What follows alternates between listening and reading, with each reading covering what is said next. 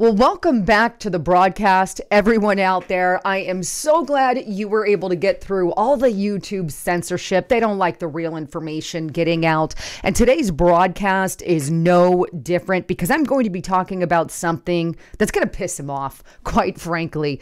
So, big clap to you if you are here. Please make sure you subscribe to the channel and have that all button check. Otherwise, they're not going to notify you at all, as I'm sure some of you have noticed. But this September, I've got big news that has just surfaced regarding that month. In fact, something really bad is going down, and you need to be aware of it because the mainstream media has said nothing to you. In fact, they are complicit in this entire thing, and so is the Biden administration.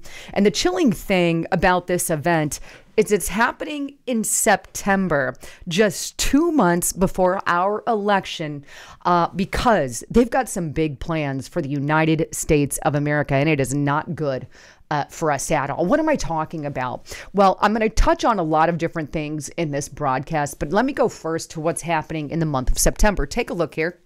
And this is on the United Nations website. This is the UN.org. Well, on September 22nd and 23rd, they're hosting what they're calling the Summit of the Future, Multilateral Solutions for a Better Tomorrow. Now, the entire agenda or precipice around this summit, and I've read this whole thing in detail to give you kind of a summary of it, though, it's to bring about radical, very drastic reforms in the structure, in the power, and the function of the entire United Nations as a whole. It is literally revamping the whole thing to give them more power and control over all of their member states. And that includes the good old-fashioned United States of America. It is the biggest power grab in UN history. And it is happening this September. And the Biden administration is in on this. Now, here's a little bit about what they talk about in just the overall summary. They say that they already have the what they need in the form of many existing agreements and commitments, starting with the UN Charter, something that the United Nations has basically agreed to, and including the Universal Declaration on Human Rights, the 2030 Agenda. You see a lot of that happening right now with the Green New Deal style movements here in the U.S. and the movement against our electricity, our power grid. There are fossil fuels. And you have the Paris Agreement, which Donald Trump got us out of, but Joe Biden decided to re-sign us up for, and the Addis Ababa Action Agenda, and many more. They already say that they have everything as far as what in place. So that's done. Now, at this particular summit, they're going to look at the how. How do we cooperate better to deliver on the above aspirations and goals? How do we basically force these countries and these member states to do what they've agreed to do in the Paris Climate Accord, the Agenda 2030, and the other ones that they mentioned in this report? So in order to accomplish that, they're revamping everything to give themselves more power and more power over yours and mine's future. If we had a media that had shit for brains, and I don't apologize for that, but if our media had shit for brains, they would be talking about this, and we could be making changes, at least at the state level. I believe Florida has already made some changes I'll talk about toward the end. But anyway, here's this pact for the future, and the aim of the summit, they say, is twofold. First of all, to accelerate efforts to meet our existing international commitments, basically everything I just touched on, and then take concrete steps to respond, to provide these action steps for the future. So that's kind of it in a nutshell. Now, further kind of in discussion of the scope of the Summit for the Future, and this was put out by the General Assembly, United Nations, back in August 2023 regarding the scope of this future summit coming up, right? And here's the things that they want to hone in on regarding a pact for the future, right? Here's their 5 chapters: sustainable development and financing for development, international peace and security, science, technology, innovation, and digital cooperation, basically controlling information, transformation, youth and future generations, how they can control them and their mindset. They're already working right here in the good old-fashioned United States. If you look at some of the schools, even the charter schools that we have, they have this, clubs within the schools. It's called Model UN. Look it up if you've got some kids in school or grandkids in school, but Model UN. And they plan on putting more of those in our children's schools and high schools and our colleges to basically win the youth for this totalitarian style system. And then, of course, transforming their entire global governance. That is on the agenda for what they're looking at. And here's kind of their zero draft. It's not too bad, report-wise, but I have read all 20 pages of this. And basically, this is about the United Nations, how to give them more power, how they're going to distribute the wealth from the rich to the poor, and how they are going to continue that and basically continue their entire climate agenda to bring peace and security. And then, of course, to transform the global government. And this is a big part of it. Again, they want to bring about radical, drastic reforms in the structure, function, and power of the UN. And that's what they're talking about here. They want to reform the Security Council, revitalize the work of the General Assembly, develop a framework, measure progress of sustainable development goals, which one of those goals, 16.9, I'm going to quote off the top of my head, is to get a national ID for all. Doesn't matter who. Basically, mark of the beast style system, of course. And then they want to reform the international financial architecture and ongoing efforts. They said the COVID pandemic, exposed weakness in the global financial system and all of this crap. And they basically need to take over our finances and all of that because they know best. And they fully intend to do that, I believe, with CBDCs. A central bank digital currency, which will track everything that you do. It's like to give CBDCs. I think most of you know what that is. But for the liberals listening, it's like a social credit score on steroids, where they can turn off any and all of your finances at the at the click of a button if they want to, and deem, well, we don't like this Lisa Haven because she starts talking truth about these United Nations agencies, who again are just agencies who are looking to take over. Now, if you really want to dive into some of the CBDC stuff, get to restrictedrepublic.com. I want to show you this interview right here that I just did with Clay Clark. He's talking about the BRICS, the CBDCs, and some of that stuff. If you want to watch it, subscribe to restrictedrepublic.com. Actually, it's free on there for all to see that particular video, but you have to go there and see it. But some of these other ones are part of the platform.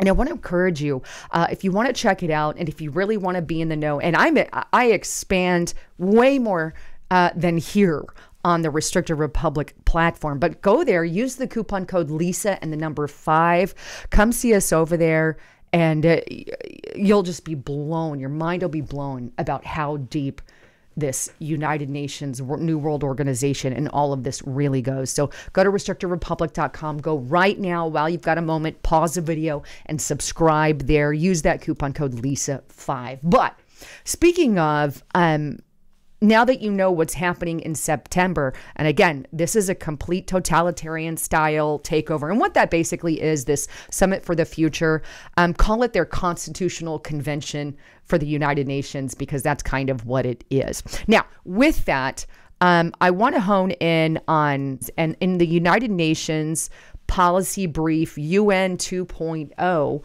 he actually makes it very clear that that his goal is to strengthen and build the UN to basically rule over all of the member states, over all of the globe, with him at the helm. And I'm going to show you what I mean by that. And here it is. This is, some of you may have seen this, but this is the United Nations 2.0, strengthening capabilities of the UN today and tomorrow.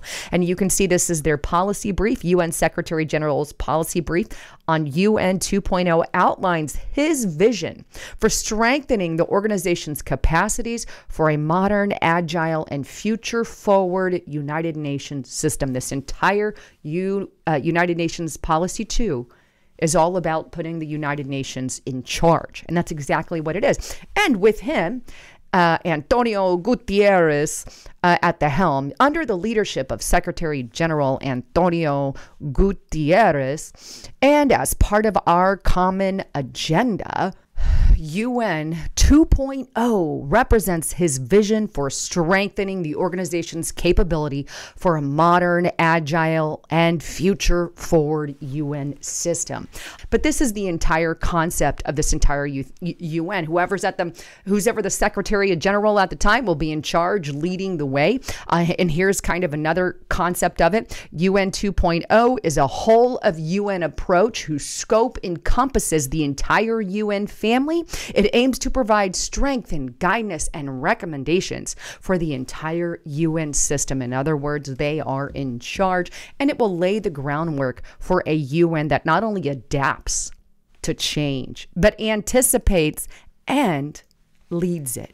Yes, they want to be your leader. And this is the entire Common Agenda Policy Brief 11. This is just 2.0, part of it, which I've talked about. But all of this is about accelerating the UN, building the UN, and putting the UN in charge. In fact, I'm about to blow some of your minds here in a moment.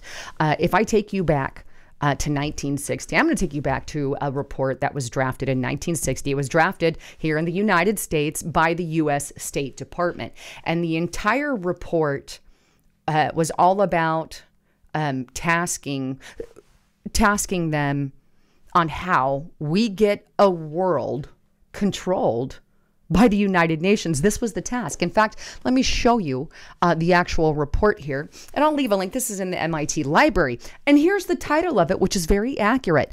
A world effectively controlled by the UN. A world effectively controlled by the United Nations. And it talks about some of the scope here, Lincoln Blumenfield and all of that. But this was created by the United States State Department, and the report all drafted on how to control the world. In fact, what's really surprising is this fact, and that is the answer that they gave. How do they control the world, and how do they get a world controlled by the UN? Basically, not how they control the world, but yes. How do they get a world controlled by the UN? Well, the how discussed in that report was, well, by war, by the threat of war, by grave mega crises, huge crises, like the COVID-19 pandemic, like the climate crisis that Joe Biden keeps threatening to declare an emergency on. And I'm going to get more in that in a moment. And if you think about it, World War I, right, gave us gave us the start of global government. It gave us the League of Nations. Eventually, we got the CFR out of that as well. World War II gave us, oh, look at that, the United Nations, the World Bank, and a lot of these global organizations out of World War II. So he's absolutely not wrong. The State Department wasn't wrong in this report. That is what can lead us into complete and utter tyranny, right? And they also discussed in that particular report how to disarm and all of that. In fact, the agenda from these top elitists at the core is to usurp as much power as they possibly can. And in fact, this is exactly what they do on a yearly basis. Let me take you to COP, Conference of the Parties. Now, they've had these Conference of the Parties every single year since 1997. So they've been going on year after year after year. So you can kind of see the last one they had was COP. I think we have one above that. COP 28 was also had as well. But at these conferences, to give you an idea of some of the stuff that they talk about, at the most recent one, COP 28, their entire concept of the meeting was to talk about how members and members of COP can focus on banning oil and moving away from fossil fuels. Now at COP 27, if I were to give an overview of that one was about focusing on redistribution of wealth from rich countries to poor countries, how to spread the wealth around under a sort of climate reparations style model. You see, the purpose of these COP meetings is because they build on each other yearly. And the entire precipice is, okay, we're going to discuss at these yearly meetings how we can usurp more and more and more power. And they've been doing it since 1997. Fast forward all the way through here, 2024. They're discussing even more how to take every single one of your rights away and give them to this global governing body. And by the way, one of the biggest power grabs we got going on right now is the World Health Organization, Tedros's, right, pandemic treaty. Oh, and look, if we don't sign on to this pandemic treaty, we're not going to save lives in the future unless we sign on. So, as our U.S. Department of State does like clockwork under Democrats, they are, of course, in on this pandemic accord and how are they helping and what are they going to do and all the deadlines. And by the way, this entire thing, as I've stated on Restricted Republic, this is a mega power grab. This gives the World Health Organization the ability to declare a health emergency under any precipice they want. In fact, Tedros has been out there talking about this, and he's said very clearly, we can declare a health emergency due to racism. We can declare it an emergency due to gun violence. We could declare an emergency, for the climate. Hell, if something happens in space and there's aliens, we can declare an emergency. They can do it whatever the hell they want, however the hell they want. They can declare this emergency. What will that do? Give them supreme authority to do whatever the hell they want to do. If they want to force a vaccine down your throat, they'll do that. If they want to make you take 10 shots or 50, you're going to do it. If they want to lock you in your home and tell you can't drive your car, they're going to do that. Imagine the power of one little group that you didn't elect to have all the authority to do all of that. This is insanity. This is exactly what the World Health Organization wants to be for the UN is they want to be a global health bureaucracy. Of course, a totalitarian one, but a global health bureaucracy, kind of like our agencies here in the US, but more on a global scale. Corrupt to the very core. You're damn right. And they'd be able to declare it about anything they want. In fact, they can declare population as an issue. In fact, they kind of already have. They said there's too many people in the world. In fact, there's an entire department devoted to getting the population down. UN, and this is at the UN Population Fund. That entire site, that entire organization is devoted to the population of the world and how bad it is. Well, let's just declare a crisis. And how do you get the population down? Through war, crisis. I don't think they really care. And this all boils down back to September 2024, where they're going to meet for the future of the world, to bring about drastic reform and how to ignite that agenda for 2023. I mean, this is huge. I know I really went longer than normal, but I have a huge heart for what's going on, and I just want to keep you guys in the loop. I really hope you guys join me on restrictedrepublic.com. You're going to want to get there. You're going to want to see what I have to say. And by the way, I do also want to tell you guys I am on Rumble. So let me take you to my channel on Rumble so you can see that. Please subscribe there. Restricted Republic, both Justice Knight and myself are on there. I even have the Clay Clark video there. If you want to watch it there, I encourage you to watch it. But go and subscribe. It doesn't cost anything to subscribe and get those notifications on Rumble. Anyhow, I love all of you. Can't wait to read your comments. I'm Lisa Haven, signing out.